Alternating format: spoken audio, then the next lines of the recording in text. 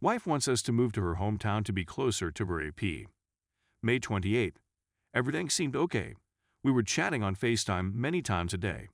Then one day she claims she needs some alone time to ponder about something, so I tell her I won't disturb her.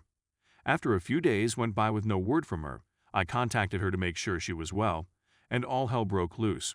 She was weeping, telling me how upset she has been with me for years. All the unresolved difficulties she has had with me, large and little, throughout our whole relationship.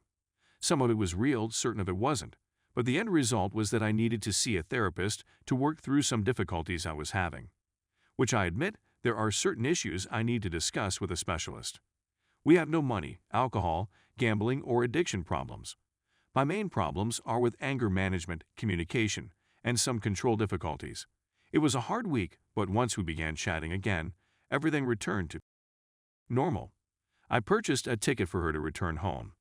Meanwhile, I had the impression that something was off about her. She wasn't behaving the way I was used to seeing her. She would constantly start weeping after saying, "I love you so much." The first week of June, meanwhile, she complains of vaginal heat and discharge as if she had a yeast infection. She was diagnosed and treated for a yeast infection, and I joked with her about getting an STD test as well. She did receive an STD test, which came out negative, but the vaginal problem persisted. June 23rd.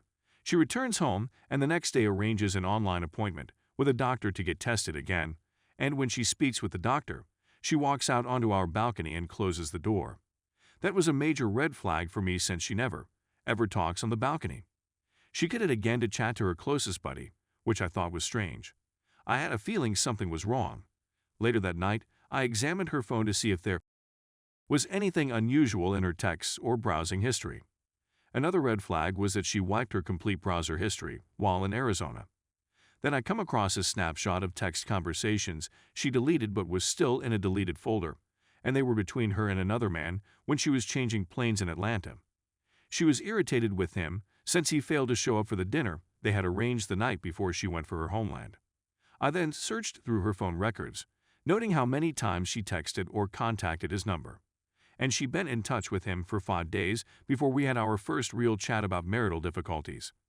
I confronted her and discovered that he had been a long-time high school crush of hers, and she had seen him at the club one night while out with her pals. She kissed him at the bar and followed him home that night. She met him 3 more times in a public park after that, and she intended to visit him for dinner one more time before returning to me. He didn't come up on the last night, and she understood he was taking advantage of her. She said that the day following her first encounter, she felt awful and knew she had wrecked our marriage. She continued to meet him because she felt that our relationship was gone, she was lonely, and she needed a guy to give her attention and confidence. We were still communicating throughout that period she was seeing him, and she contacted him often after we spoke. There are simply a lot of emotions for me to handle right now. She claimed she went home with him because she was frustrated with me, and when she met an old acquaintance from her past, she gave in to temptation. I was even more outraged that her closest friends allowed her go home with another guy and didn't warn her that what she was doing was wrong the whole time she was there. 3 of her closest friends were aware, and none of them advised her to quit. She should have known better, and I'm simply mad at all of them. I questioned her why she came back to me instead of simply staying there.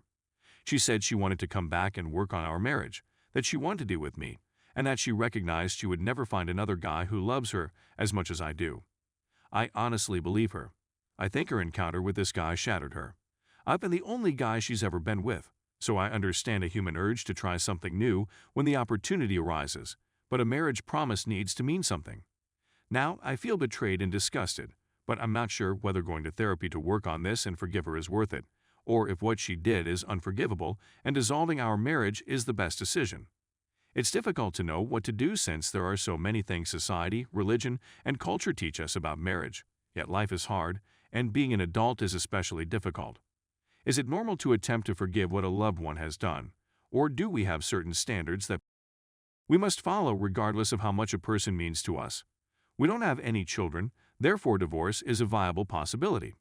At the same time, I've committed 9 years in a relationship with her, and although I believe I can forgive her for making a bad choice, it's difficult for me to accept how shabby she treated me and believe that I deserve to retain her in my life. How am I meant to know whether she's telling the truth when she claims she despises herself and wants to be with me. I've contacted a therapist for me as well as our marital counselor. She'll need to see a therapist to work through her concerns. Story 2. My wife cheated on me and I have an odd request for her to help me cope. So to give you some context, the wife and I were having some difficulties because she suspected I had stolen money from a business partner and lied to her about it. I tried trying to explain to her that it was a mistake and that it was not true, and I'd even provided her evidence that I didn't do it, but she decided to listen to other people over me and filed for divorce on 10/6. She began chatting to a man after she filed for divorce, by happenstance, not on purpose, and she never cheated on me before the divorce. I know this for a fact. Over the following several months, I fought to establish my innocence, and I sent all of my paperwork to her attorney so that they could provide her with a third-party view.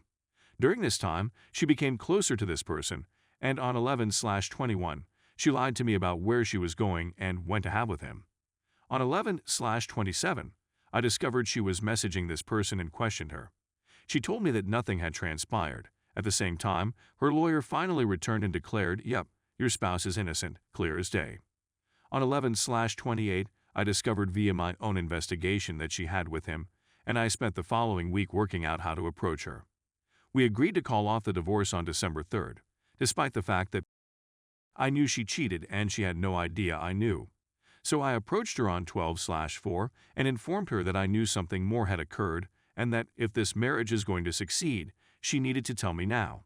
She acknowledged to having and I admitted to knowing.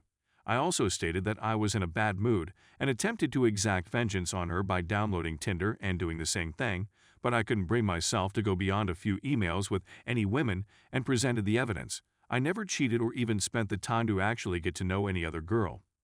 Now I'm attempting to deal with everything she did, including filing for divorce based on a rumor, publicly bad-mouthing me, selling her wedding ring, and screwing another person.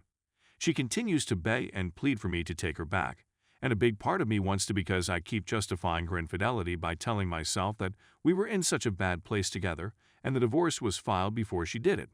So maybe we can heal. With professional help. Or maybe not, but I love her enough to give a fair shot. She informed me a few days ago that sleeping with another lady would relieve her guilt and handed me the hall pass. I rejected because that's not who I am and I feel it would be harmful to our marriage, but dealing with her infidelity is difficult. But oddly, our life has improved, as has our communication and honesty. So an idea came to me, and I haven't questioned her about it yet, but it was as follows. If you're feeling bad enough to give me a pass, and since that's not who I am, why don't we utilize this chance to try with another female she chooses, and she may determine the rules. My rationale is as follows. I can't cheat on my wife. Period. Regardless of what she did or how irritated and upset I am. We've grown closer and shared more than we ever have in all facets of our life, and we've even discovered new things in bed that she loved without even realizing it. If sharing me with another woman relieves her guilt and allows us to go ahead, then having and sharing the experience with my wife would be the healthiest way to go. We'd both be able to go ahead knowing that each of us had our time on the other side of the fence. Since her cheating made her realize that she has it perfect with me and will have to live with hurting the person who loved her more than anything, her words, maybe spending time on the other side of the fence with her involved and picking the partner will bring us closer by easing her guilt, my betrayal, and rebuilding our trust in one another because I'd involve her. Is any of my reasoning, notion, scenario, etc. reasonable, or am I insane and in such a strange place that I'm simply grabbing for anything to make me feel complete again? I'm at a loss on what to do. Please assist.